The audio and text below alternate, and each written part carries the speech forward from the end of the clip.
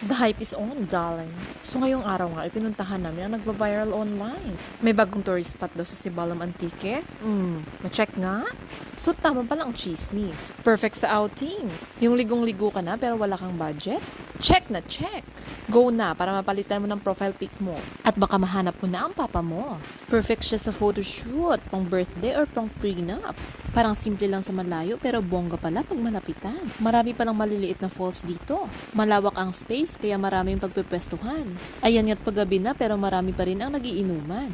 Pwedeng pang barkada o pang pamilya basta babantayan ng maigi ang mga bata.